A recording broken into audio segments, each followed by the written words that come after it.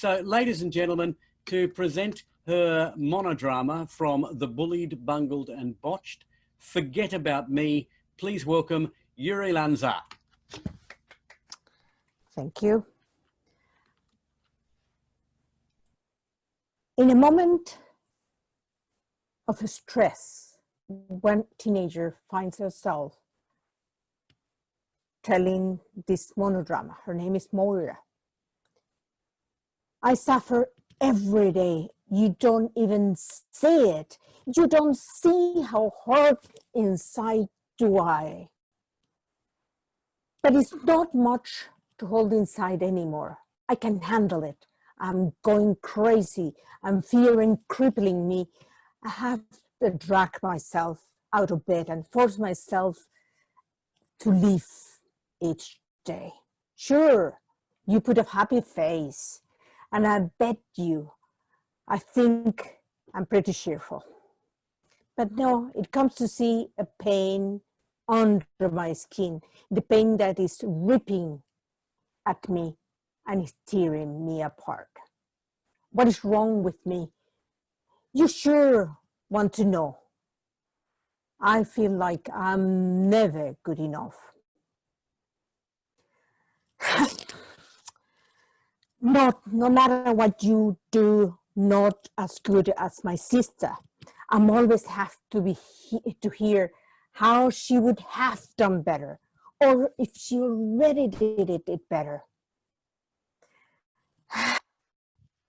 Why does she want to ruin my life? She just wants to blot me out.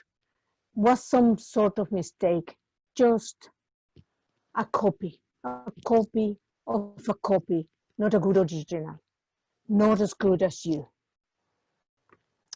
Oh, you're so perfect. Everyone around me is so perfect. And there is not anything left over for me. I am a leftover failure. I'm the fatty waste of toast to dogs. Everyone hates me. Why does everybody think I am so horrible? Probably because I am horrible, because the creature doomed to walk on this earth and suffer for you. It cries uncontrollably. And I'm hurting bad inside, cut off everyone, punished from past life. Or what do I in the past life? I deserve this. Or I'm a pain, a sin of my father and my mother. I'm your sin? Or do I remind you of some of sin that you want to forget? I am disappointed. Keeps disappointing and even disappointing myself. I've never been my sister. I don't want to be her. I hate everything about her. But I don't want to be me either. Sometimes I want to fade away and become a shadow fading away in the forgotten. Maybe you forget about me. I want to make you so sad anymore. Back to you, Graham. Our second speech tonight was the monodrama, and this is a tough speech, which is why I gave the evaluation to one of our toughest evaluators. No, not really. Kevin James. Kevin, can you please provide an evaluation of Yuriria Lanza's monodrama presentation this evening? Ladies and gentlemen, Kev James.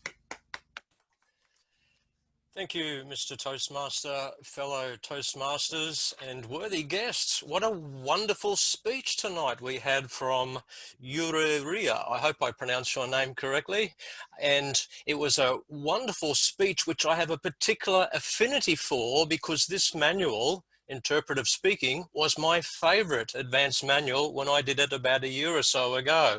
And the monodrama and the other projects lend themselves to great use of vocal technique. So just to reiterate before I start, the purpose as I read it in the objectives was to understand the elements of interpretive reading, learn how to analyze a narrative and plan for an effective interpretation, apply vocal techniques which will aid in effectiveness. So that's what I'd like to concentrate on. And to start off, your highlights for me were the emotion you were able to deliver and engage with the audience.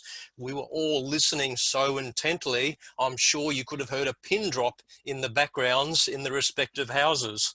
Your inflection was well used, your modulation of voice and the emotion of the character. We traveled the road with you. It was very effective, the pacing and the pausing. And how you did a lot of this connection with the audience was through your authentic facial gestures, your frowning, your sighing. I loved it when you sighed and you were despondent. It was wonderful to hear you inhabiting the character of Moira so well. In fact, I remember one particular phrase where you punched the air and it was so spontaneous. You were saying, "I'm in pain," and you punched the screen.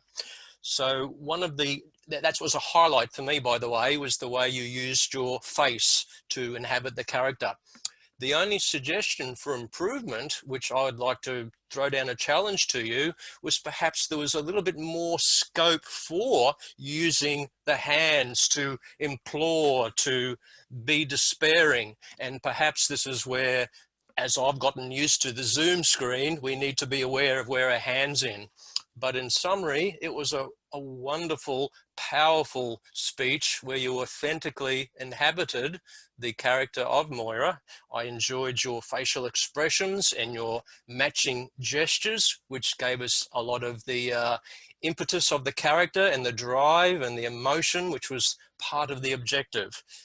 In the future, if you were to repeat this project or to move forward, and I encourage you to do the other projects, I would be suggesting to you to inhabit the character and use some more gestures to punch home your drive and your enthusiasm and the emotion.